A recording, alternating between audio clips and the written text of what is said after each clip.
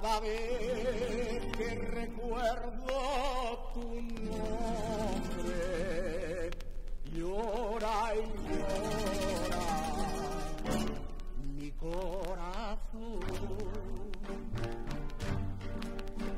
Mauthausen, la sangre de los deportados, tu nombre ha marcado por la eternidad. Mauthausen, la muerte de los torturados, el mundo entero, toda tu crueldad. Reposa debajo tu suelo todos los que han muerto por la libertad. Descansa en paz, compañero deportado, de todos los que han sufrido, nunca serás olvidado. Cada vez que recuerdo tu nombre, mi alma se llena de emoción. Cada vez que recuerdo tu nombre, llora y llora mi corazón.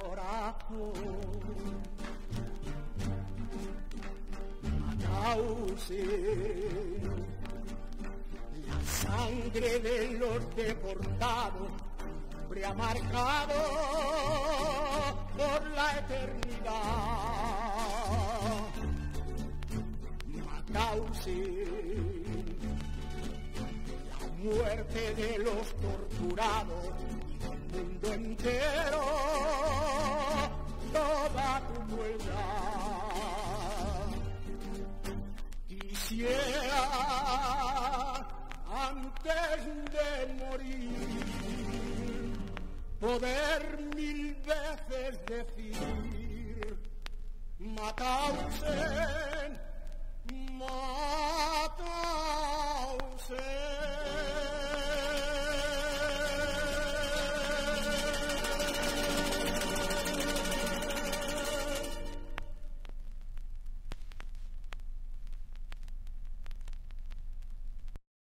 Donc bonjour mesdames et messieurs, jeunes gens.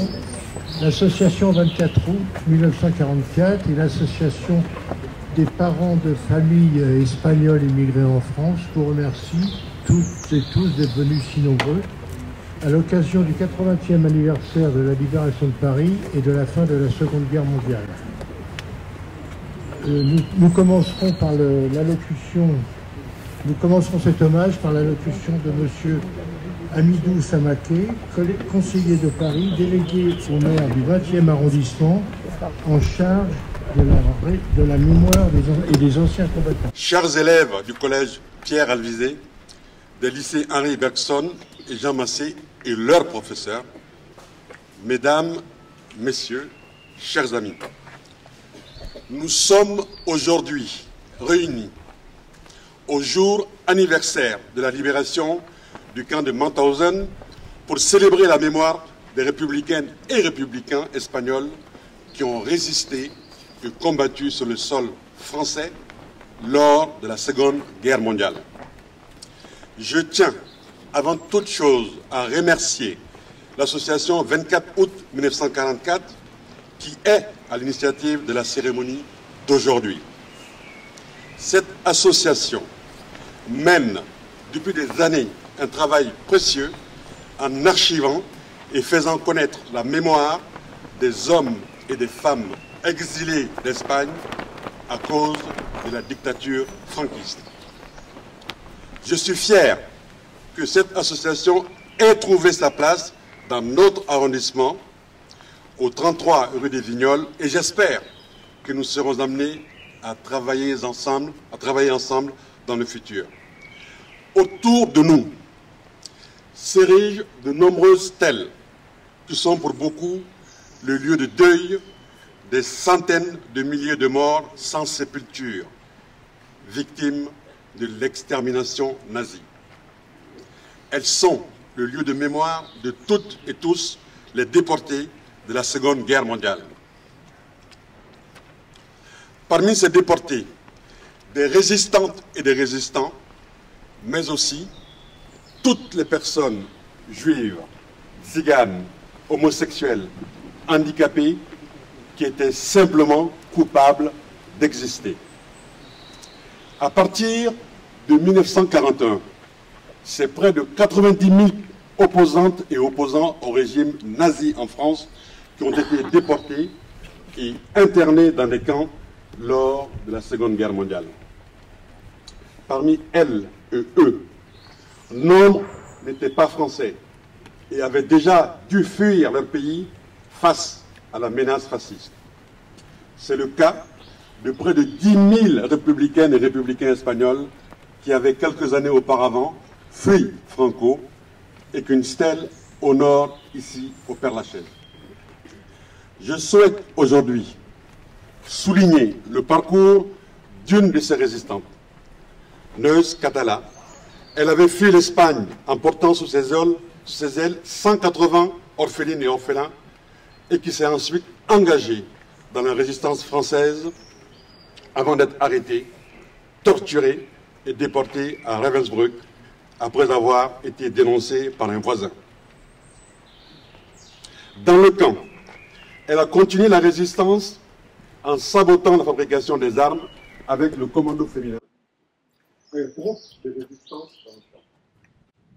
À son retour en France, après la libération, elle a continué sa lutte clandestine contre Franco et fait vivre la mémoire des déportés de Ravensbrück, une allée située entre le 20e et le 11e arrondissement honore aujourd'hui sa mémoire. Les républicains et les républicains espagnols ont joué un rôle essentiel. La 9e compagnie du régiment du Tchad, surnommée la 9e, combat aux côtés des soldats français. Sur les 160 hommes de cette compagnie, 146 étaient des républicains espagnols qui avaient fui en Afrique du Nord après la victoire de Franco en 1931. Ces combattants anarchistes, socialistes, communistes, arboraient le drapeau rouge, jaune et violet de la Seconde République espagnole. Leur participation à la libération de Paris est encore trop méconnue. Et je me réjouis que nous puissions aujourd'hui leur affirmer notre reconnaissance et célébrer leur mémoire. Je réitère mes remerciements à l'association 24 août 1944 pour l'organisation de cette cérémonie et je vais maintenant laisser la parole. Je vous remercie.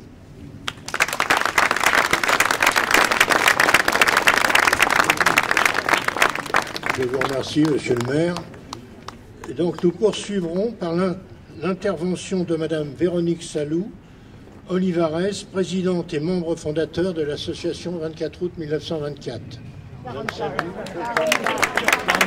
Je vous remercie, Monsieur Samaki, de l'importance que vous donnez à notre association. Bon, on essaye de faire un travail de mémoire pour que les générations futures puissent ne pas oublier et surtout ne pas reproduire ce qui s'est passé. Donc, je voudrais d'abord remercier la présence de tous et la présence de Monsieur l'ambassadeur d'Espagne, de Monsieur l'attaché culturel, et puis de vous tous et de tous ces jeunes lycéens et collégiens qui s'intéressent à cette histoire. Donc, en ce jour du 80e anniversaire de la libération du camp de Mauthausen, nous sommes devant ce monument, élevé grâce à une souscription lancée par les déportés eux-mêmes en l'honneur de tous les Espagnols morts pour la liberté. Il a été conçu et réalisé par les sculpteurs Juan et Ignacio Gallo. Il vient d'être nettoyé et rénové de la main de Juan Chicaventura, qui est là. Grâce à l'engagement pour la mémoire du gouvernement espagnol actuel et de son ambassadeur ici présent. Et nous tenons à les en remercier vivement. Ce monument fut patronné par un comité d'honneur composé de 3 éminents personnages exerçant une des disciplines les plus importantes pour la dignité humaine. Pour les arts, le grand violoncelliste espagnol exilé en France, Pau Casals. Pour les sciences, le professeur et ex-déporté, chef du réseau de résistance du Musée de l'Homme, Charles Richet. Pour la politique, Daniel Meyer, membre du Conseil national de la résistance, secrétaire général de la SFIO. Le 13 avril 1969, il est inauguré dans une grande cérémonie. Après Angèle Olivares pour la FEDIP, c'est Daniel Meyer qui prononce le discours de parrainage compte tenu du décès de Charles Richet en 1966 et de l'éloignement professionnel de Pau Casals. En 1980, mon père, déporté au matricule 5080, a écrit dans le journal Hispania un article intitulé « Demain, il peut être trop tard ». Donc je vous cite une partie de cet article. Peu à peu, l'humanité entière eut connaissance des atrocités commises dans les camps et des voix s'élevèrent pour les condamner à l'unanimité. Les victimes directes qui avaient survécu ont cru que les hommes ne permettraient plus jamais ça. Puis, le temps a emporté les survivants et a emporté la détermination à empêcher le retour du nazisme et du fascisme. Aujourd'hui, des chaînes de télévision n'hésitent pas à présenter ces idées nauséabondes et criminelles comme légitimes, reflets des peurs imaginaires qu'ils contribuent à créer. Ces journalistes complices ne veulent pas comprendre et voir la forêt de croix gammées qui surgit à nouveau des ténèbres, telle une menace de mort au-dessus de la tête des plus vulnérables d'entre nous. Plus jamais ça, ont dit les déportés de tous les camps et de toutes les nationalités. Nous, survivants, nous devons témoigner jusqu'à notre dernier souffle de ce qu'ont vécu les hommes et les femmes détenus dans les camps nazis. Ils donnèrent leur vie pour que les futures générations puissent vivre dans un monde libre, de paix et de solidarité. Nous devons témoigner contre ceux qui tentent de faire ressurgir les méthodes nazies. C'était un article de 1980, bien actuel hélas. Quant aux femmes espagnoles de Ravensbrück, elles sont membres du comité international de Ravensbrück et décident, en mai 1982, d'écrire à l'ONU pour rappeler les souffrances endurées par les femmes déportées dans leur lutte contre le fascisme et pour la défense de la paix universelle. Dans cette lettre, ce comité demande un engagement de tous les pays à mettre fin à la course aux armements. On en est loin. La destruction des armes nucléaires et des armes d'extermination, ainsi que la réduction de tous les armements jusqu'au désarmement total des pays. L'approbation de la décision de la 36e session de l'Assemblée générale de l'ONU de désigner comme grand criminel tout État qui, le premier, utiliserait l'arme atomique. Ce qui est un mensonge, puisque les États-Unis ont utilisé la bombe atomique par 2 fois contre le Japon, en août 1945, sans pour autant être désignés comme grands criminels depuis cette date, ni même être inquiétés.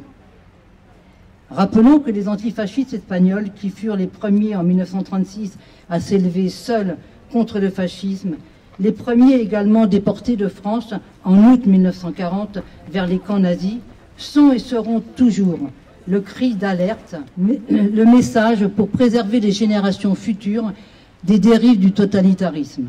Ils sont notre conscience, la leçon de l'histoire. Ils ne trichèrent pas face à l'atrocité de leurs conditions. Ils restèrent debout, sous les coups du fascisme. Et bien qu'ils n'en tirèrent jamais aucune gloire, leur combat, aujourd'hui trop souvent oublié, fut celui d'hommes et de femmes dignes au service de la liberté. Les dangers fascistes contre lesquels ils se sont mobilisés et ont donné leur vie rôdent toujours autour de tous les peuples de la terre. Il nous faut rappeler sans cesse leur engagement et mettre nos pas dans leurs traces pour que perdure l'idéal de justice et de solidarité qui les a motivés. Nous devons réapprendre à conjuguer le verbe résister, transmettre à la jeunesse l'esprit des luttes passées comme rempart contre la montée des extrêmes droites dans le monde. Ces républicains espagnols que nous venons d'évoquer sont semblables à tous leurs frères humains qui, en leur temps, ont su dire non. Ils appartiennent à cette catégorie d'êtres qui n'acceptent pas l'injustice. Pour terminer, je rappellerai les mots d'une déportée de Ravensbrück, à méditer avec attention. Ainsi parlait Germaine Tillon. Entre 1939 et 1945, j'ai cédé comme beaucoup à la tentation de formuler des différences, des mises à part à propos des bourreaux. Aujourd'hui, je n'en pense plus un mot, et je suis convaincu au contraire qu'il n'existe pas un peuple qui soit à l'abri d'un désastre moral collectif. Alors, soyons vigilants et déterminés à faire échec au fascisme. Merci.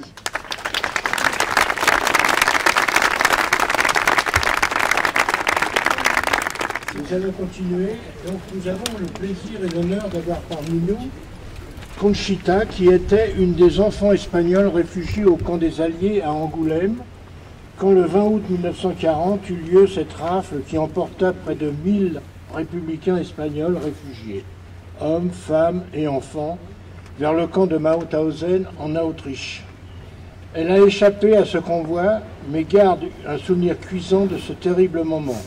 Madame Conchita Gutierrez Pragou, témoin du convoi d'Angoulême, va vous dire quelques mots, s'il vous plaît.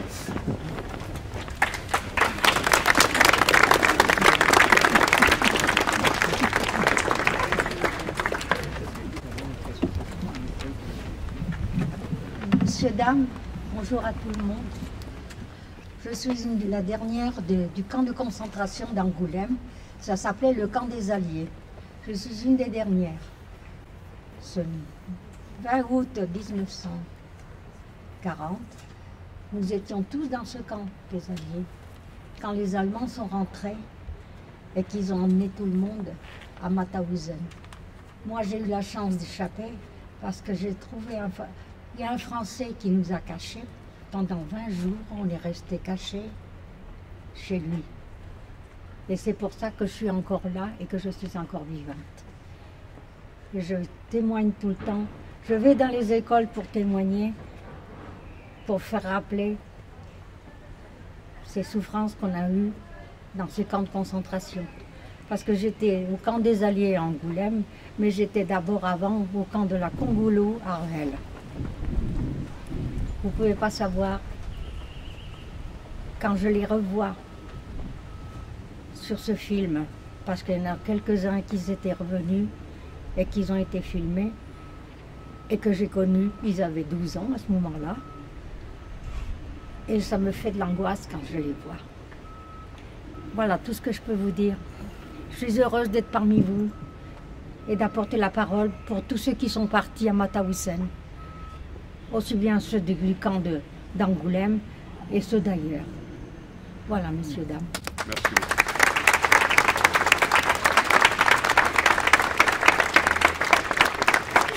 Je passe maintenant la parole à monsieur Gregorio Lazaro, président de l'association la PF2E. Buenas tardes a todos. Bonjour, Egunon. C'est avec beaucoup d'émotion que notre association de padres de familia española e emigrante en Francia, d'Angoulême, en Charente,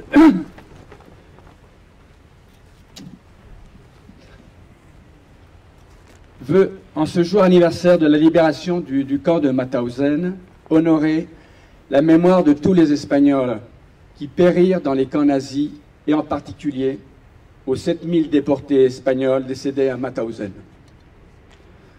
Notre cité d'Angoulême eut le triste privilège d'inaugurer la déportation de civils espagnols et l'ensemble de la déportation de cette seconde guerre mondiale.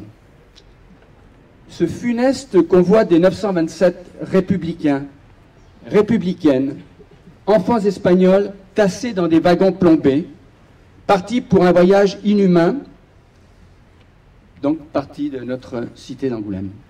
Pour rappel, le voyage dura 4 jours et 4 nuits, sans pratiquement ni manger ni boire. Arrivés à Mauthausen, les hommes de plus de 12 ans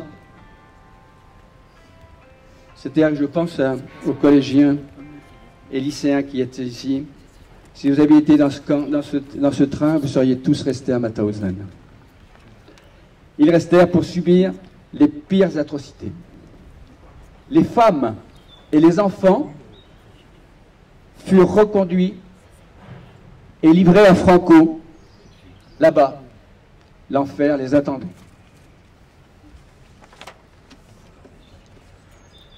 Notre association, l'association du 24 août 1940, comme d'autres associations mémorielles, continue la lutte pour faire connaître cette histoire de nos parents et grands-parents.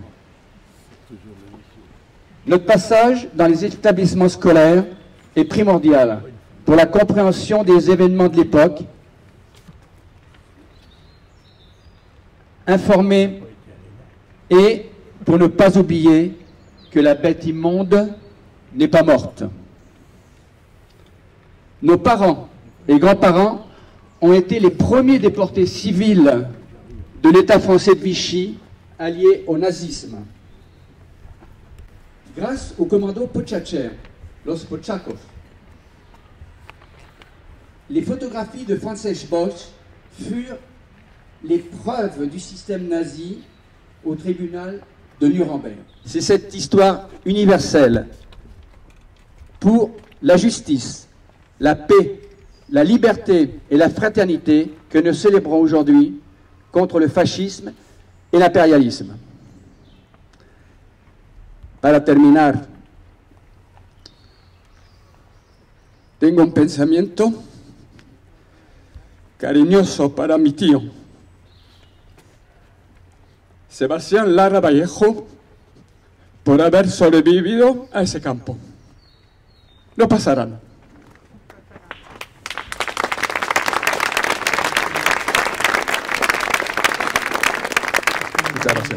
Voilà. Alors, au niveau du travail de notre association, actuellement, nous sommes en train de traduire en français le livre que certains connaissent, El Convoy de 1927, de Montse Armengo et Ricard Bellis.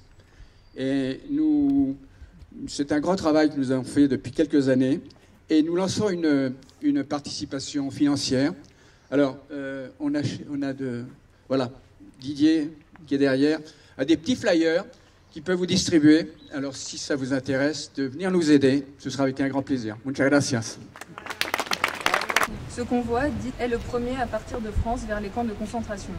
Parmi les déportés, Antonio Aznar Pomares, dont je vais vous lire un poème, écrit en 1943 dans le camp de Gusen en Autriche.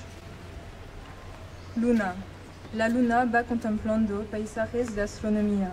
En su paseo de ronda pasa anchurosa y altiva. Anda, luna. Pasa, luna, por tus veredas de arriba, encantada por tus nocturnos paisajes de astronomía, que la noche de mis noches ya no tiene poesía. No te asomes, que puedes quedar prendida entre espinos de este alambre, guardián de las agonías. No mires, que este paisaje no te ofrece perspectivas.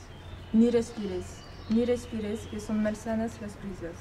Busca otro ciclo que azule la infantil algarabía, que allí te sueñan y andan como divino pandero para bellas danzarinas. Que el humo del crematorio te emploga con mis cenizas. Antonio Aznar Pomares, Gusen, 1943. Federico García Lorca est un poète, dramaturge et écrivain espagnol, et une des figures les plus importantes de la littérature espagnole du XXe siècle. Passionné de folklore andalou et de surréalisme, il écrivit son œuvre la plus connue, Romancero Gitano, en 1928. García Lorca était publiquement antifasciste et homosexuel. Durant la guerre civile espagnole, il fut arrêté et fusillé par une milice fasciste. Le poème que nous allons lire fut écrit en hommage à un de ses amis toreros qui fut tué par le taureau dans l'arène. La corrida y la muerte. A las 5 de la tarde. Eran las 5 en punto de la tarde. Un niño trajo la blanca sábana. A las 5 de la tarde. Una espuerta de cal ya prevenida. A las 5 de la tarde. Lo demás era muerte y solo muerte. A las 5 de la tarde. El viento se llevó los algodones. A las 5 de la tarde. Y el óxido sembró cristal y níquel. A las 5 de la tarde.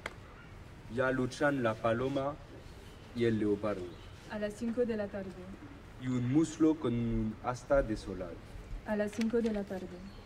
Comenzaron los sones del botón, A las 5 de la tarde. las campanas de arsénico y el humo. A las 5 de la tarde. En las esquinas, grupos de silencio. A las 5 de la tarde. Y el toro solo corazón arriba. A las 5 de la tarde. Cuando el sudor de nieve fue llegando. A las 5 de la tarde. Cuando la plaza se cubrió de lloro. A las 5 de la tarde. La muerte puso huevos en la herida. A las 5 de la tarde. A las 5 de la tarde. A las 5 en punto de la tarde. Un ataúd con ruedas es la cama. A las 5 de la tarde. Huesos y flautas suenan en su oído. A las 5 de la tarde. El toro ya mugía por su frente. A las 5 de la tarde. El cuarto se erizaba de agonía. A las 5 de la tarde. A lo lejos ya viene la gangrena. A las 5 de la tarde. Trompa de lirio por las verdas ingles. A las 5 de la tarde. Las heridas quemaban como soles. A las 5 de la tarde. Y el gentío rompía las ventanas. A las 5 de la tarde. A las 5 de la tarde. Ay, qué terrible 5 de la tarde. Eran las 5 en todos los relojes. Eran las 5 en sombra de la tarde. Nous allons maintenant lire un deuxième poème de Federico García Lorca. Alma ausente. No te conoce el toro ni la higuera, ni caballos ni hormigas de tu casa. No te conoce el niño ni la tarde, porque te has muerto para siempre. No te conoce el lomo de la piedra, ni el raso negro donde te destrozas. No te conoce tu recuerdo mudo, porque te has muerto para siempre. El otoño vendrá con caracolas, uva de niebla y montes agrupados, pero nadie querrá mirar tus ojos, porque te has muerto para siempre.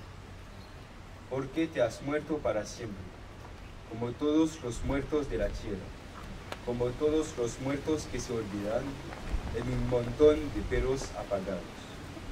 No te conoce nadie, no, pero yo te canto. Yo canto para tu perfil y tu gracia, la madurez insigne de tu conocimiento, tu apetencia de muerte y el gusto de su boca, la tristeza que tuvo tu valiente alegría. Tardará mucho tiempo en nacer, si es que nace, un andaluz tan claro, tan rico de aventura. Yo canto su elegancia con palabras que gimen y recuerdo una brisa triste por los olivos. Bravo et merci. Nous allons poursuivre.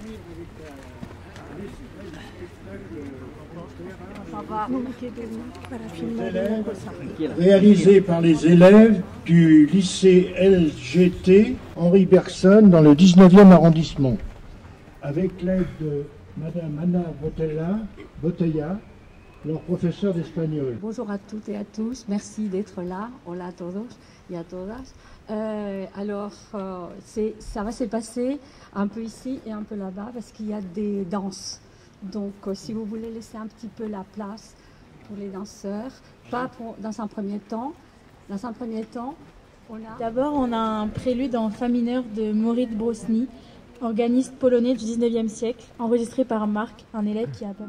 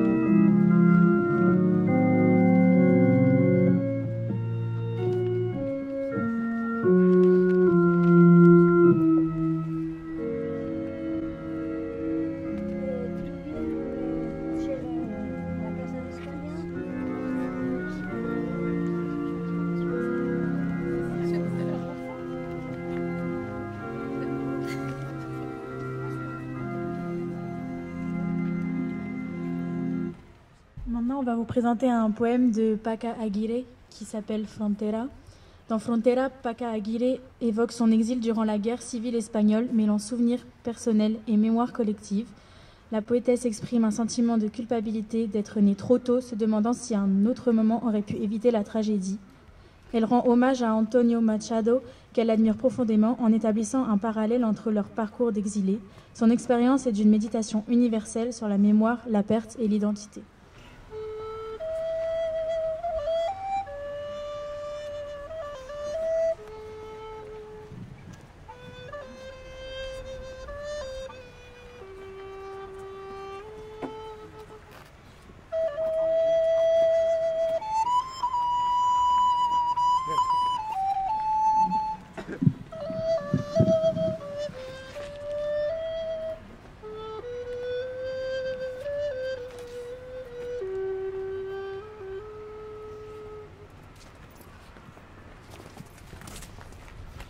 Yo, que llegué a la vida demasiado pronto. Que fui, que soy la que se anticipó. Yo, que nací en el 30, cuando es cierto. Como todos sabéis, que nunca debía serlo. Yo, sabedlo, llegué tarde una vez a la frontera. Yo, que intento me había anticipado. No supe anticiparme un poco más. Yo, que no supe nacer en el 45. Cometí el desafuero, oírlo, de llegar tarde a la frontera. Llegué con los ojos cegados de la infancia y el corazón en blanco. Tal vez al mismo tiempo que él. Pero en distinto tiempo. Yo.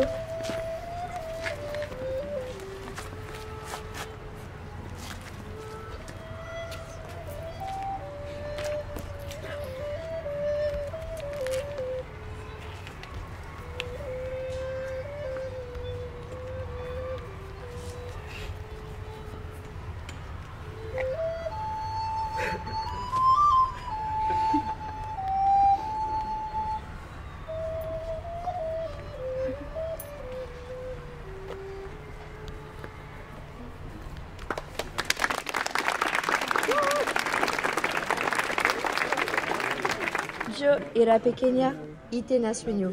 Don Antonio era viejo y también tenía sueño. Señor, qué imperdonable haber nacido demasiado pronto y haber llegado demasiado tarde.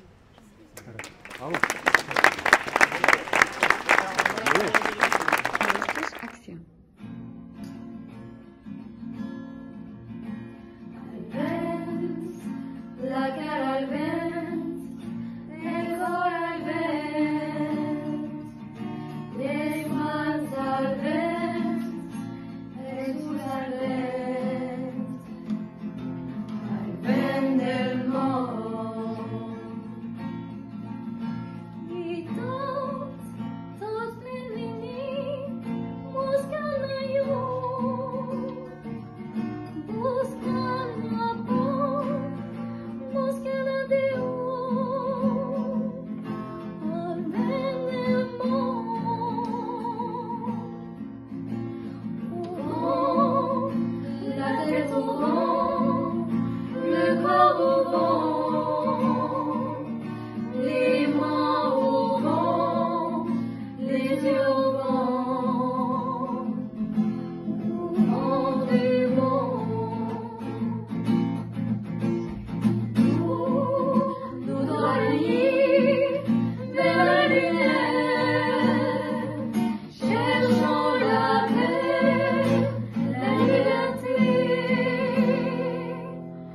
au vent du monde.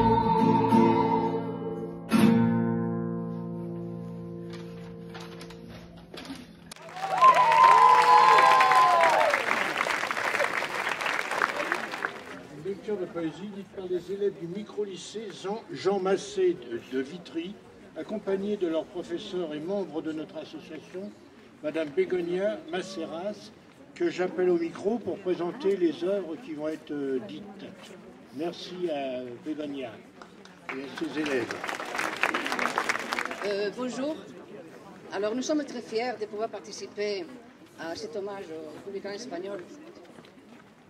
Je vais commencer par lire un petit texte de Melchor Capdevila déportés de Mauthausen qui a survécu. Et après, il y aura mes élèves qui vont lire un petit poème en castellano, un autre collègue qui va lire en catalan et la dernière en basque, les 4 langues de l'État espagnol. Et après, il y aura un poète galicien qui va nous lire un poème fait spécialement pour nous, pour les jours d'aujourd'hui. Alors, je commence.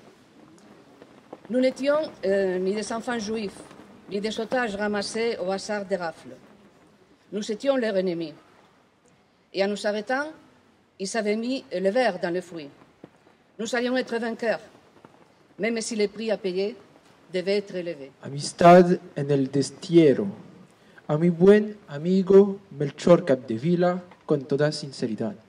Pepe Berardo, número 5135.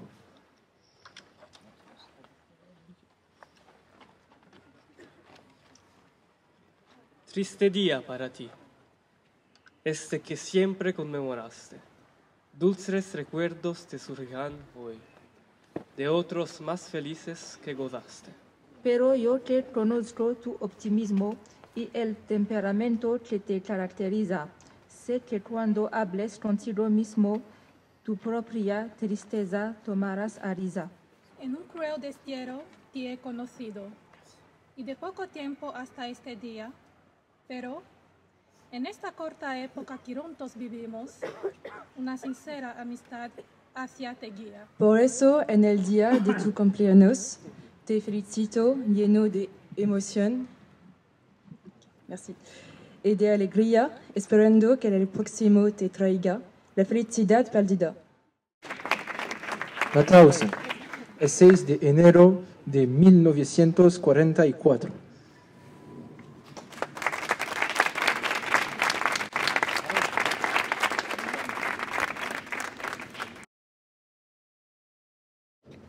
Hola, bon dia.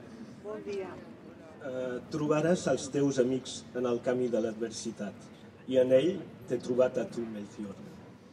Per als camins de l'adversitat i el sofriment m'he lançat, ben decidit i somrient, amb l'esperança que neix del bon desig, de trobar, entre sofrences, dolors i enuts, l'amic inseparable. Tot em deia que eres tu, precisament, l'amic que jo buscava intensament, per al camí que l'exil té sempre obert, amb horitzons hostils d'un gran desert interminable. A la tercera, la vencida. Je vais parler le basque. Oui. Je vais parler en basque, mais vous avez la traduction. Oui, merci. Mila bederatziehun eta berrogeiko abuztuaren 6. Hasi ziren euskaldunak Mauthausenera deportatzen.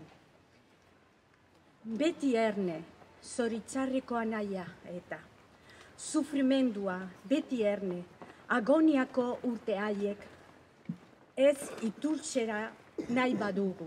Antonio Hernández Marín. Zenbakia 4.403. Un déporté espagnol. Maintenant, il y a une élève de micro-lycée qui va nous lire un petit résumé de l'évasion du bloc 20, une évasion des soldats soviétiques qui était assez impressionnante. L'incroyable évasion à la baraque 20. Le bloc 20 était destiné surtout à des prisonniers soviétiques où ils étaient torturés toute la journée sans répit. En 6 mois, plus de 6000 hommes y furent assassinés, mais comme beaucoup des prisonniers russes arrivaient sans interruption, le nombre ne descendait jamais de 700. À mourir pour mourir, en janvier 1945, une révolte s'organisa. Dans la soirée du 2 février, un colonel ou un général âgé s'adressa aux prisonniers. Je n'ai été mandaté par un gouvernement quelconque, mais je tenais à vous remercier d'avoir tenu bon jusqu'ici, dans cet enfer de la mort, et de ne pas avoir failli à votre dignité d'homme libre. Pour ceux qui auront la chance d'échapper, qu'ils racontent ce qu'il se passe ici, qu'ils racontent sur le sol natal notre dernier salut et notre amour pour la liberté, ainsi que le souvenir de ceux qui ont tout donné pour que les générations futures puissent vivre dans la paix et le respect de la personne humaine. Jurons-le sur la mémoire des camarades tombés, en avant. Certains se sacrifièrent et 400 réussirent à sortir. Une chasse à l'homme s'organisa dans laquelle ont participé des civils. Ce crime est connu sous le nom de la chasse aux lapins de Mühlviertler. Seulement 11 officiers soviétiques ont survécu, cachés et aidés par des paysans. Le seul hommage rendu à ces hommes pour leur courage est un monument érigé le 5 mai 2001 à Mühlviertler. Nous allons écouter un poème de et par Claudio Rodriguez Fer, poète et dramaturge, président de l'Association pour la dignité des victimes du fascisme en Galice, et sa traduction par Maria Lopo, essayiste, spécialiste de Maria Casares, galicienne également. Ce poème a été écrit spécialement pour cette commémoration. Nous les en remercions, bien sûr, chaleureusement. Bonjour, bonjour à toutes et à tous, merci d'être là. Alors, Claudio Rodriguez Fer lira un poème écrit en galicien, un hommage aux déportés de Mauthausen, mais bien évidemment, par extensión a tous les déportés. Un milenio de silencio. O mal nunca é banal. Campos de concentración do mal de Mauthausen e de Gusen.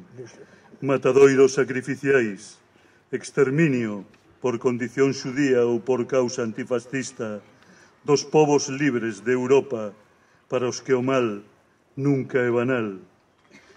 Traballos forzados en réxime de escravitude na canteira da extenuación. Cargar grandes pedras de gran, máis pesadas que a supervivencia, subindo 186 chanzos pola escalinata da morte, ata guindarse polo suicidio inducido ou polo sadismo acosador, como as púas e as descargas dos balados eléctricos de arame. O mal era unha explotación, o mal nunca é banal. Un millénaire de silence. Le mal n'est jamais banal. Camp de concentration du mal de Mauthausen et de Gusen. Abattoir sacrificiel. Extermination pour conditions juives ou pour cause antifasciste de peuples libres d'Europe pour qui le mal n'est jamais banal. Travaux forcés en régime d'esclavage dans la carrière de l'exténuation. Porter des blocs de granit plus lourds que la survie en gravissant les 186 marches de l'escalier de la mort jusqu'à se jeter dans les vides par suicide provoqué ou sadisme harceleur, comme les pointes et les décharges électriques des fils barbelés. Le mal était une exploitation, le mal n'est jamais banal. Celas de castigo e de tortura, ata asasinar de fame, sede e desespero. Flagelacións ata matar a carne viva, coa fusta da violencia e da humillación. Duchas xeadas e mergullos prolongados ata extinción por hipotermia. Masificación infrahumana ata minar toda convivencia e dignidade. Divertimentos de crueldade inconcebible ata no peor inferno imaginable. O mal era un terrorismo, o mal nunca é banal. Cellules de châtiment et de torture jusqu'à l'assassinat par la faim, la soif et le désespoir. Flagellation jusqu'à la mort de la chair vivante avec la cravache de la violence et de l'humiliation. Douche glacée et noyade prolongée jusqu'à l'extinction par hypothermie. Massification infrahumaine jusqu'à l'anéantissement de toute coexistence et de toute dignité. Divertissement de cruauté inconcevable jusque dans les pires enfers imaginables. Le mal était un terrorisme, le mal n'est jamais banal. Fusilamentos selectivos, tiroteos masivos e aforcamentos individuais. Inseccións letais para aforrar o esforzo de liquidar a golpes. Experimentos médicos e sangrado de corpos para aproveitar seu sangue. Cámaras de gas móviles en camións con tubo de escape dirixido ao interior e cámaras de gas extáticas onde se agonizaba en grupo ata abafar. O mal era unha economía. O mal nunca é banal. Exécution sélective, fusillade massive et pendaison individuelle. Injection létale pour ménager l'effort de les battre à mort. Expérience médicale et saigner des corps pour récupérer leur sang. Chambre à gaz mobile dans des camions dont les pots d'échappement étaient dirigés vers l'intérieur et chambre à gaz statique où l'on agonisait en groupe jusqu'à l'asphyxie. Le mal était une économie, le mal n'est jamais banal. Decenas de miles de presos mal aviados para fabricar armas, municións e pezas de metal ou explotar minas e canteiras mentres eran útiles e despois inmolados como material de desfeita, incluindo mulleres violentadas e criaturas famélicas. O mal era un negocio, o mal nunca é banal. Des dizaines de milliers de prisonniers mal équipés pour fabriquer des armes, des munitions et des pièces en métal, ou pour exploiter des mines et des carrières tant qu'ils étaient utiles, immolés ensuite comme de vieux débris. Et parmi eux, des femmes violentées et des enfants faméliques. Le mal était un commerce, le mal n'est jamais banal. Miles de antifranquistas atrapados en Francia, enfermados, torturados, asasinados e cercados con muros de horror e arames de espiño no chamado campo dos españois en Austria, malia ser apátridas por estar a súa patria usurpada. O mal era un saqueo, o mal nunca é banal. Des milliers d'antifranquistes attrapés en France, rendus malades, torturés, assassinés et emmurés par l'horreur et les fils barbelés, dans le camp dit des Espagnols en Autriche, même s'ils étaient apatrides, car leur patrie était usurpée. Le mal était un pillage, le mal n'est jamais banal. Portaban, dende 1940, o triángulo azul con tres beiras da esperanza, a da independencia, a da xustiza e a da liberdade. Estaban no campo irredutible dos con razón tachados de inimigos políticos incorrisibles do Reich alemán, contra o que dende 1936 foran os primeiros en loitar. O mal era unha invasión imperialista, unha conquista calculada. O mal nunca é banal. Depuis 1940, il portait le triangle bleu aux trois côtés de l'espoir, celui de l'indépendance, celui de la justice et celui de la liberté. Ils étaient dans le camp irréductible de ceux qu'à juste titre on accusait d'être les ennemis politiques incorrigibles du Reich allemand, qu'ils avaient été les premiers à combattre depuis 1936. Le mal était une invasion impérialiste, une conquête calculée. Le mal n'est jamais banal. Cóntase que cando morreu o primeiro resistente español, os seus solidarios compatriotas, xa ben organizados, gardaron un minuto de silencio. Eles fixeron e agacharon as fotos da infamia e eles recibiron aos aliados coa pancarta «Los españoles antifascistas saludan a las fuerzas liberadoras». Resistiron porque sabían que o mal sempre comeza por combater a esperanza, que o mal nunca é banal. On dit qu'à la mort du premier résistant espagnol, ses compatriotes, solidaires, déjà bien organisés, ont observé une minute de silence. Ils ont fait et ont caché les photos de l'infamie et ils ont reçu les alliés avec la banderole « Los españoles antifascistas saludan a las fuerzas liberadoras ».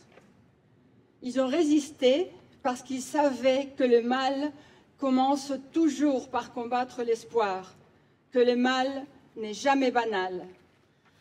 Adoitaban guardar un minuto de silencio irredento por cada vítima da máis absoluta barbarie do nazismo. Por iso eu ofrezo agora un milenio de silencio por cada resistente que loitou con esperanza, sabendo que o mal, como o ben, nunca é banal. Ils avaient l'habitude d'observer une minute de silence invincible pour chaque victime de la plus absolue barbarie du nazisme. C'est pourquoi j'offre maintenant un millénaire de silence pour chaque résistant qui a lutté avec espoir, tout en sachant que le mal, comme le bien, n'est jamais banal.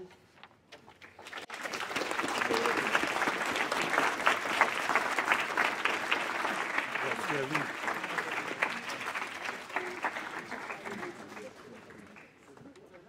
Merci pour ce très beau et émouvant poème.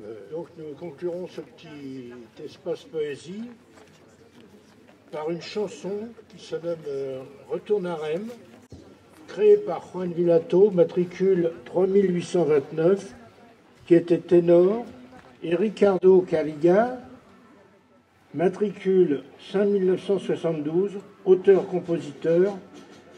Cette chanson a été interprétée le 5 mai 1945, jour de la libération du camp par les troupes alliées.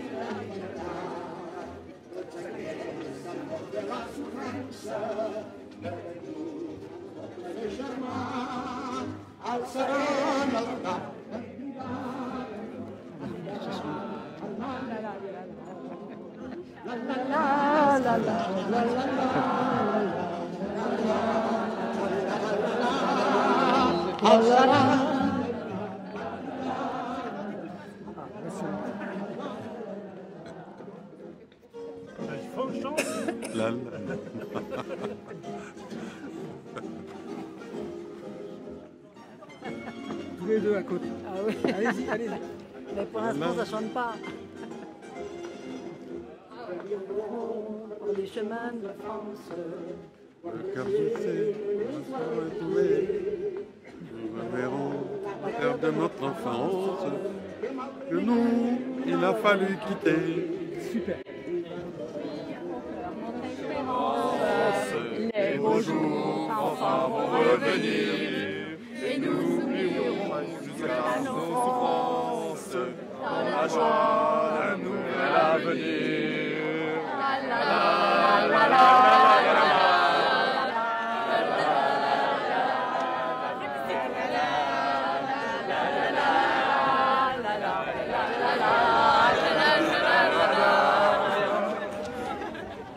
Pour les quatre, voilà. Faut parler comme ça.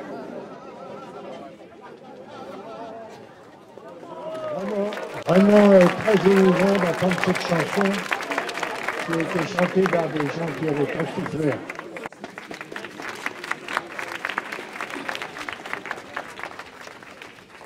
Je dirais que nous allons passer maintenant aux choses sérieuses, puisque je vais passer la parole à M.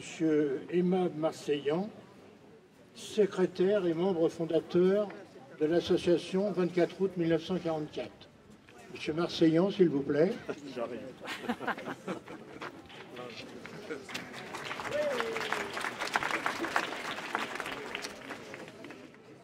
Nous sommes le 5 mai. Il est donc difficile de dissocier cette date de la libération du camp de Mauthausen de celle du 8 mai, célébrant la fin du conflit en Europe. En effet, dans 3 jours, partout en Europe, on fêtera la fin de la Seconde Guerre mondiale et la victoire sur le nazisme. Pourtant, toute l'Europe ne fut pas libérée. Le Portugal resta sous la dictature de Salazar et l'Espagne sous celle de Franco. En cette année 1945, en Espagne, des centaines de milliers d'Espagnols étaient encore dans des camps et des prisons, après que plus de 50 000 aient été fusillés après la fin de la guerre civile. Et en France, l'amertume des milliers d'exilés républicains sera grande. Rappeler ces faits oubliés permet de relativiser les récits héroïques des vainqueurs. Et rappeler les victoires toutes relatives ne doit pas occulter les défaites cinglantes. Rappelons que le programme électoral du nazisme en 1932 discriminait déjà certains êtres humains considérés comme inférieurs. Pour autant, ce programme ne prévoyait pas encore leur extermination. Ayant obtenu plus du tiers des voix du peuple allemand, il put négocier avec la droite conservatrice son accession au pouvoir. Celle-ci était plus soucieuse de barrer le chemin à la gauche que de défendre les valeurs de progrès de la démocratie. À peine installé au pouvoir, Hitler instaura par la terreur l'élimination des opposants politiques, accompagnée de la promesse d'un emploi pour tous, en relançant les industries d'armement, la construction automobile et celle des autoroutes, emportant ainsi l'adhésion d'une majorité de la classe ouvrière. Cette élimination des opposants politiques et cette adhésion du peuple allaient permettre plus facilement de s'en prendre aux juifs, tziganes, enfin, à tous ceux considérés par eux comme des sous-hommes. Rapidement, il se lança aussi dans une politique d'expansion territoriale nécessaire, selon eux, à la grandeur de l'Allemagne. Pendant la guerre elle-même, l'univers concentrationnaire construit par le régime nazi servit aussi les intérêts du capital. La plupart des camps étaient proches de zones où les besoins de main-d'œuvre étaient importants. De grandes entreprises allemandes comme BMW, Audi, Bosch, BASF s'enrichirent de cette main-d'œuvre gratuite mise à leur disposition par le régime nazi. La démocratie aussi peut engendrer des régimes monstrueux. Et quand la démocratie ne tombe pas toute seule dans les mains de ses bourreaux, elle peut être attaquée militairement par des factieux, comme en Espagne en juillet 1936, ou s'effondrer, comme en France, sous les coups de boutoir de l'armée allemande, et mettre un Pétain collaborationniste dont les pleins pouvoirs ont été obtenus par des députés démocratiquement élus. Alors oui, la démocratie, l'état de droit sont des moyens respectables de la vie en société, mais quelle est la finalité de la démocratie? Quelle est la finalité de l'état de droit? Si en même temps qu'on utilise les moyens de la démocratie, on ne définit pas des buts de progrès, de justice et de liberté pour toutes et tous, l'objet même de la démocratie peut devenir un jouet dangereux entre les mains d'hommes et de femmes avides de pouvoir. Au moment de commémorer les événements de la fin de la Deuxième Guerre mondiale, qui aurait pu être festif, 80 ans après, les nationalismes s'exacerbent, les soifs d'empire et de profit démesurés se représentent, et la force brutale s'impose de nouveau dans le monde. Alors oui, la démocratie n'a de sens que si toutes et tous ne laissons pas entre les mains de quelques-uns le pouvoir et ses instruments. Et puisqu'aujourd'hui, nous commémorons en particulier le rôle des républicains espagnols dans l'univers concentrationnaire, rappelons que le peuple ouvrier espagnol, dont ils étaient issus, a su faire face au soulèvement des militaires franquistes à un moment où le gouvernement légitime de la République n'avait plus les moyens de défendre l'état de droit et la démocratie contre le soulèvement des généraux. C'est le peuple ouvrier espagnol qui prit ses responsabilités, trouva des armes et se lança dans la rue, empêchant la victoire du coup d'État dans les grandes villes comme Madrid, Barcelone et Valence. Malheureusement, ces antifascistes de la première heure ne furent pas suivis par les grandes démocraties occidentales qui laissèrent seuls le peuple espagnol face aux armées de Hitler, Mussolini et Franco. Une fois leur défaite consommée, cela ne les empêchera pas en France et en Europe de continuer le combat dans les groupes de résistance, dans les forces françaises libres et dans les armées alliées. Leur combat contre le fascisme ne connaissait pas les frontières. Ainsi, devant ce monument érigé par les survivants de camp de Mauthausen, il faut rappeler la continuité sans faille de ces républicains espagnols pour s'opposer à la barbarie.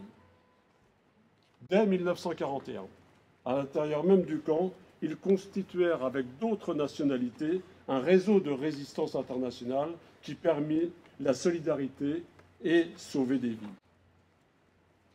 Parmi leurs faits d'armes sans armes, dans les services du camp, ils constituèrent des listes comprenant plus de 5000 noms de leurs camarades assassinés dans le camp. Ces listes seront mises à disposition de la presse espagnole antifranquiste de Paris pour que les familles, amis et camarades puissent connaître la vérité. Et ce, dès le mois de juin 1945. Enfin, comme les SS du camp photographiaient leurs horreurs, un Polonais et deux Espagnols, Antonio García et Francisco Bosch, faisant partie du service photographique, subtilisèrent négatifs et photos, se disant que cela pourrait servir de preuve. Ils ne croyaient pas si bien dire. Grâce à ces clichés, de hauts dignitaires nazis ont été confondus au cours du procès de Nuremberg et condamnés. Ainsi, des barricades de Barcelone ou Madrid dès 1936, au camp de Mauthausen, en passant par les camps d'Argelès, ces républicains espagnols ne cessèrent jamais, à chaque fois que c'était possible, de combattre le fascisme. Cet hommage que nous leur rendons aujourd'hui est bien la moindre des choses. En conclusion, je citerai le témoignage de Roch Llop sur la journée du 5 mai 1945, à Mauthausen. Déporté catalan, instituteur de la révolution pédagogique de la CNT en 1936, et plus tard administrateur de Hispania, le journal de la Fédération espagnole des déportés et internés politiques, il écrit « Ce jour-là, le colonel de police urbaine de Vienne, un petit vieux sympathique et affable, monta à la tour principale du camp et nous cria d'un haut-parleur « Vous êtes libres !» Étreinte, rire, pleurs, tout se confondait en nous. Nous ne pouvions croire à la réalité de ce qu'il venait de nous annoncer. Même les plus décharnés, pauvres fantômes humains, eurent la force de danser allègres et heureux. Comme l'anniversaire d'une seconde naissance, nous célébrerons tous les ans le 5 mai. N'oublions pas, ne les oublions pas.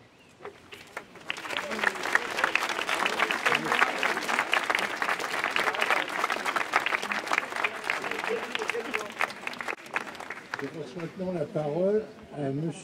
Ramon Espadaleer, Mercerissa, représentant du gouvernement catalan. n'est pas unique en Catalogne. En France, je crois que c'est similaire. C'est un euro, malheureusement. En Espagne, dans son ensemble, les chiffres sont similaires.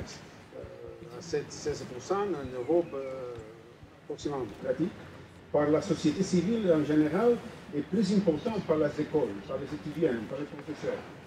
C'est pourquoi je félicite tout particulièrement les enseignants qui ont rendu possible cet événement émouvant au cœur duquel les jeunes ont chanté et récité des poèmes dans le cimetière d'avant cette mémorial.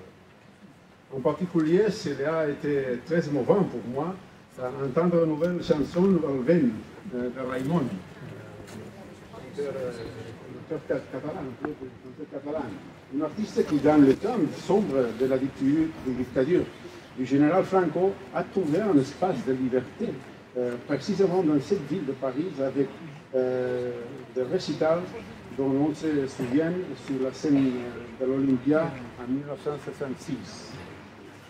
Le Parlement de Catalogne est en train d'élaborer une nouvelle loi sur la mémoire démocratique et prévoit également de nombreux actes de commémoration comme celle qui nous réunit ici. Non seulement de la commémoration du 80e anniversaire de la libération de Camps, mais aussi les événements pour le 50e anniversaire de la mort du général Franco. Ce sont des actes de mémoire, de vérité, de justice, de restauration, mais surtout de non-répétition. des erreurs et des horreurs de notre passé. C'est pour ça qu'elles sont destinées spécialement aux jeunes gens. Les jeunes sont les héritiers de tous ces témoignages de paix, de respect, de tolérance et de démocratie. De tous les horreurs que nous souhaitons aujourd'hui est née la meilleure Europe, capable de surmonter 2 guerres mondiales, de construire un espace de paix, de liberté, de démocratie, de prospérité, de partager à partir de la diversité. Mais cette Europe et nos démocraties ne sont pas garanties. Il faut travailler chaque jour au respect. On observe la présence de groupes de la droite plus extrême dans notre Parlement, aussi la Catalogne. Nous devons lutter contre tout cela. C'est une obligation de tous les démocrates. La France et l'Espagne et aussi la Catalogne ont partagé de nombreux épisodes de souffrance en lutte commune pour la liberté et pour la démocratie. Des difficultés spéciales, certaines personnes, jamais mentionné 2 personnes en particulier. Tout d'abord, Conchita Granger, c'est en l'année du centenaire de leur naissance. C'est une combattante antifasciste née à la Catalogne, dans la ville de la Torre de Cabdella, aux Pyrénées, qui affrontait d'abord le franquisme, puis le nazisme, faisant partie de l'héroïque résistance française. Elle est décédée à Toulouse, où elle est enterrée. On a une place à son nom, dédiée à son nom. Un deuxième nom, celui de Francesc Boix, on l'a cité dans le Parlement antérieur, photographe barcelonais déporté à Mauthausen, qui a photographié l'intérieur, les horaires de camps.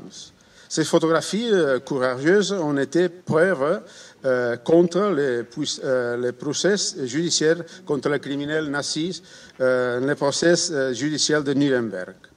Francesc Boix est enterré dans ce même cimetière à quelques mètres d'ici. C'est pour ça que lorsque nous aurons terminé cet événement, nous profiterons pour le faire en offrande florale et le rendre notre hommage sincère. Je termine. Je réitère mes remerciements pour l'invitation et mes félicitations pour cet événement que j'entends à tous ceux qui, en particulier, année après année, et cette fois spécialement aux écoliers, étudiants, aux centres éducatifs et leurs professeurs. Leur présence, leur participation est la meilleure garantie que l'horreur ne sera pas plus jamais possible. On a dit, il y a un moment, le mal n'est jamais banal. Merci. Maintenant, nous allons passer la parole à Monsieur Victorio Redondo, ambassadeur représentant du gouvernement espagnol. Mesdames, Messieurs, chers amis, bonjour à tous et à toutes. C'est un grand honneur, un grand plaisir d'être ici, de représenter le gouvernement espagnol et l'Espagne moderne devant vous.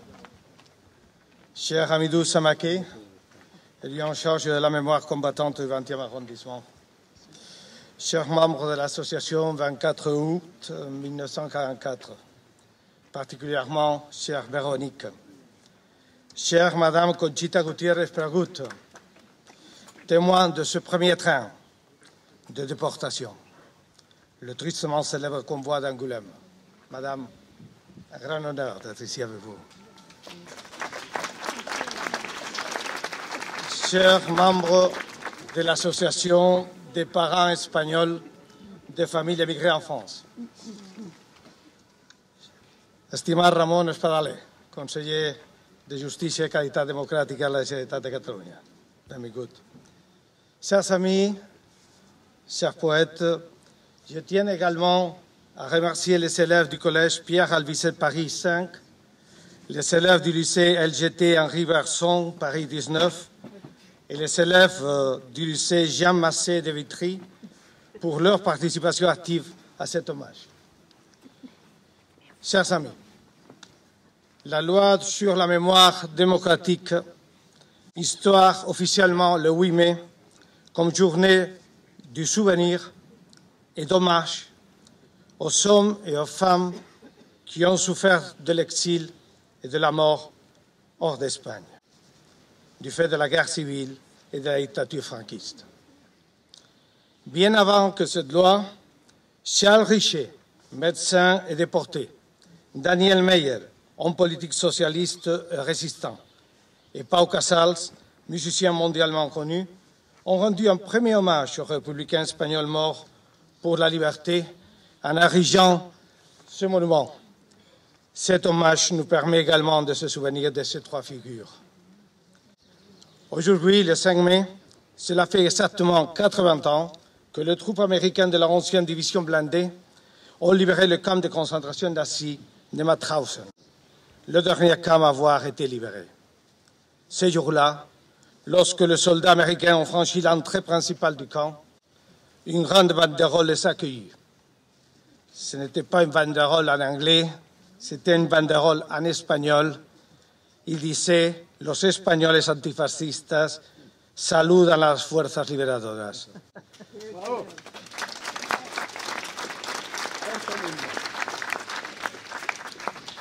Quelques-uns des rares républicains espagnols qui ont réussi à survivre à cet enfer ont décidé ce jour-là d'accueillir le libérateur. Ils rassemblèrent quelques draps, écrivirent la phrase subventionnée, peignirent leur drapeau des nations alliées au milieu et la placèrent à un endroit bien visible, entre deux tours de l'entrée principale du camp de concentration. Cette image emblématique est restée à jamais gravée dans l'imaginaire collectif de Mauthausen et continue d'illustrer les livres d'histoire. Comme nous le savons tous, la Seconde Guerre mondiale, l'Holocauste et les horreurs de la violence nazie n'ont pas d'équivalent moderne. Il y a eu d'autres exemples terribles, omineux, mais le souvenir de l'Holocauste reste toujours un symbole de barbarie. En 1938, les nazis ont créé Mauthausen, un camp de travail forcé en Autriche, avec une population internationale de prisonniers. Quelques 200 000 personnes originaires de toute l'Europe occupée sont internées dans le camp de Mauthausen et dans les sous-camps qui en dépendent. Les nazis ont assassiné près de 100 000 détenus à Mauthausen, dont 7 200 Espagnols, à peu près la majorité, ont été aussi tués. Les prisonniers espagnols étaient des résistants antifascistes, envoyés entre 1940 et 1941 au camp. Ils avaient participé à la guerre civile. Ils avaient perdu. Ils avaient quitté l'Espagne. Ils avaient perdu la patrie. Ils restaient en France. Et soudain, ils sont devenus des ennemis aussi pour les Allemands. Quelle histoire pour ces hommes et ces femmes et ces enfants. Perdre la patrie, perdre une guerre et après être déportés au camp de concentration. C'est dur d'imaginer ça. C'est dur de voir maintenant la souffrance de tous ces hommes et ces femmes. Les jeunes hommes de la 11e division blindée de l'armée américaine qui ont libéré Mauthausen n'ont jamais oublié le moment où ils ont découvert le camp. Une section dirigée par le sergent Albert Kosiek réparait des ponts dans ce coin reculé de l'Autriche lorsqu'un délégué de la Croix-Rouge suisse laissa alerter de l'existence d'un camp de concentration nazi à proximité. Les survivants internationaux de Mauthausen ont été parmi les derniers prisonniers nazis à être libérés. George Sherman était un artilleur de 19 ans, originaire de Brooklyn, lorsque sa patrouille a découvert Mauthausen. Il était juif. Il avait lu des articles sur le camp. Pourtant, voir un camp de concentration de ses propres yeux était terrible. Les piles de cadavres, il a dit, l'ont laissé sans bois. Il y avait aussi ces gens qui marchaient comme Dieu sait quoi, des squelettes. C'est également souvenu du moment où il a vu le survivant de Mauthausen. Il s'agissait d'hommes et de femmes de toute nationalité, il dit. C'était des squelettes vivants, les gens dans le camp. C'était indescriptible, c'était un choc. Il a déclaré. L'un des prisonniers espagnols de Mauthausen, Frances Boix, avait volé un appareil photo au SS dans les moments chaotiques qui ont précédé la libération du camp. Boix a photographié le sergent Sanders entrant dans le camp de concentration à bord d'une voiture blindée. Sanders a conservé cette photographie jusqu'à la fin de sa vie. Il a dit, Sanders, lorsque nous avons libéré Mauthausen, nous avons vraiment compris pourquoi nous devions arrêter Hitler. Nous avions compris pourquoi nous étions vraiment entrés en guerre. C'était la cause, c'était la raison profonde. C'est la raison de la démocratie, amis. C'est la raison de la dignité humaine. Pendant que vous photographiez les soldats américains lors de la libération, les soldats photographiaient la manière de bienvenue que les Espagnols avaient peinte. Après la libération, et c'est important de souligner ça, les Espagnols libérés ont entrepris de documenter les crimes commis par les nazis. Avec ses compatriotes de Juan de Diego, Casimir Climent et d'autres, le survivant espagnol Joaquín López Raimundo a compilé des listes de victimes de Mauthausen et de leurs geôliers nazis. En utilisant les machines à écrire des nazis, ils ont passé 2 semaines à dresser la liste de noms et des informations personnelles des victimes espagnoles de Mauthausen et des SS qui les avaient assassinés. Les résultats, ce sont des pages et des pages de preuves qu'ils sont remises aux enquêteurs américains sur les crimes de guerre et à la Croix-Rouge internationale. Boyce, pour sa part, a remis aux Américains des centaines de négatifs de photographiques qu'il avait sauvés de laboratoire photographique du camp. Boyce a ensuite témoigné sur ces images lors des procès pour crimes de guerre de Nuremberg et de Dachau. Il a décrit comment les nazis battaient, torturaient et assassinaient leurs victimes à Mauthausen, puis photographiaient les cadavres. Pendant 2 ans et demi, Boyce a volé des preuves photographiques de leurs crimes. Ça a été fondamental pour le procès. Comme je le disais, il y a un instant, plus de la moitié des personnes déportées à Mauthausen n'ont pas pu rentrer chez elles. Aujourd'hui, nous nous souvenons des hommes, des femmes et des enfants qui ont perdu la vie pendant la Seconde Guerre mondiale, victimes de la haine et de l'intolérance. Leurs histoires, leurs rêves et leurs luttes ne doivent pas être oubliées. Honorons, chers amis, leur mémoire et leurs sacrifices et engageons-nous à continuer à œuvrer pour un monde plus juste et plus tolérant. Que leur souffrance n'ait pas été vaine, que le mal n'ait pas été banal, que la mémoire des victimes des camps de concentration nous incite à lutter pour la démocratie et pour la liberté. Chers amis, si vous me permettez de dire un petit mot en espagnol, je crois que ça va plaire beaucoup de gens et aurait plu aussi les hommes et les femmes qui sont morts a Mauthausen. España tiene una deuda eterna con todas las víctimas deportadas en los campos de concentración. Lo he dicho antes, hombres, mujeres, niños que pierden su patria, que pierden aquello por lo que habían luchado y que encima, un año después, 1 año y medio después, son considerados enemigos, una vez más. ¿Enemigos de quién? ¿De Alemania? No. Enemigos de todos aquellos que luchaban contra las libertades, porque aquellos españoles eran un símbolo de libertad.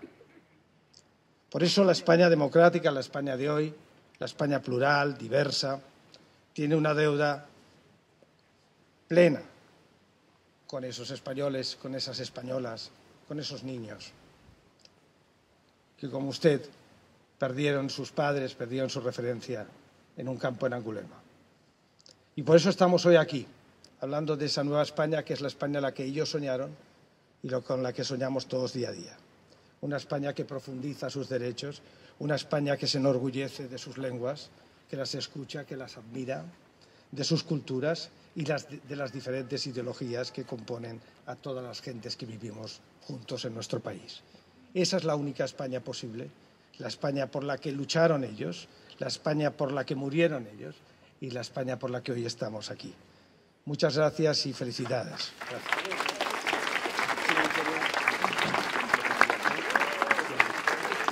Conchita, tu voulais nous chanter une petite chanson Je vais vous chanter la chanson que nous avions composée au camp de la Congoulou en Angoulême. Et cette chanson, je vais vous la chanter pour Manuel, parce qu'on l'a composé tous les deux, lui et moi. Et nous avions 8 ans. Je vais vous la chanter. Je la chante pour lui, parce qu'il est mort. Et je la chante que pour lui. El refugio que está en las afueras, tanto y cuanto tiene que hablar, pues está lleno de refugiados, de lo bueno y algo más. Y algunas salen de noche por la ruta pasear, y por mucho que se las engañe, poco caso han de dar. Tararatata. Et voilà.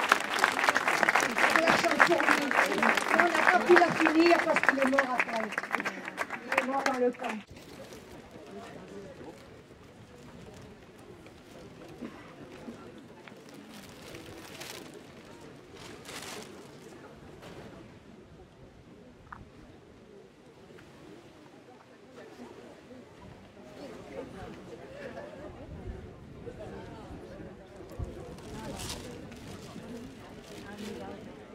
Pour le gouvernement espagnol, M. Vittorio Redondo.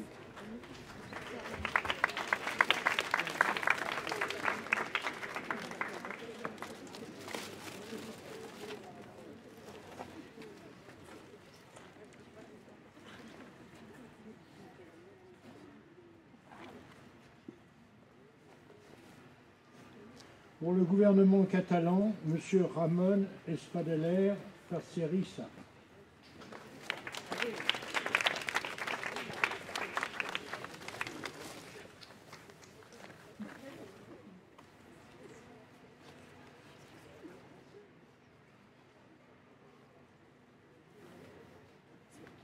Pour l'association 24 août et l'association des parents de familles espagnoles immigrées en France, Mesdames Conchita Gutierrez Pragou et Véronique Salou Olivares.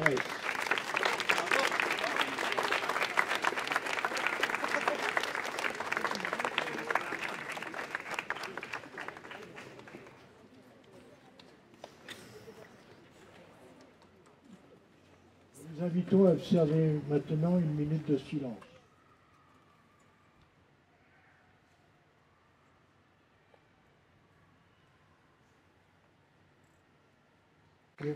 Nous réitérons nos remerciements à tous les participants, à tous les édiles, le personnel communal qui nous a installé le matériel, et merci à toutes les personnes qui ont fait le déplacement.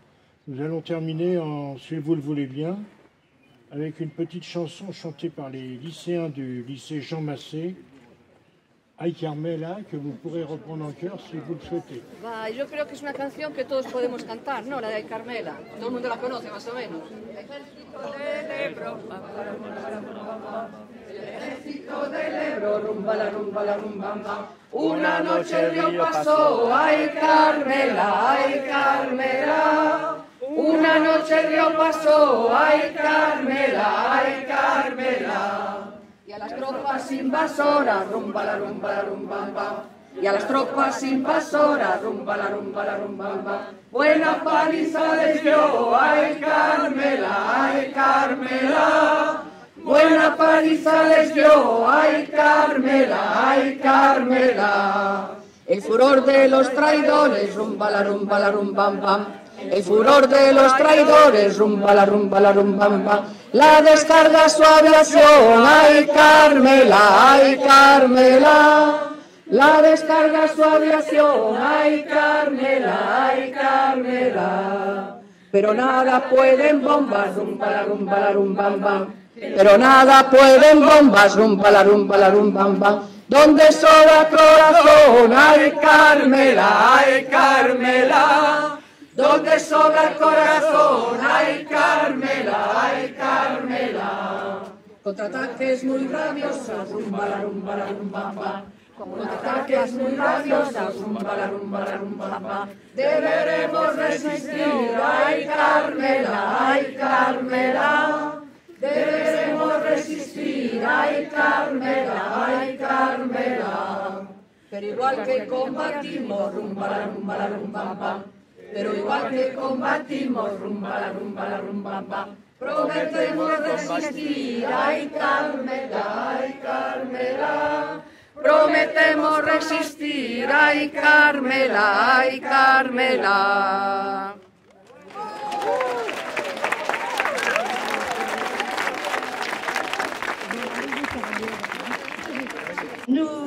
Nous voulons aussi remercier notre caméraman, réalisateur Richard Prost, qui a filmé toute la cérémonie.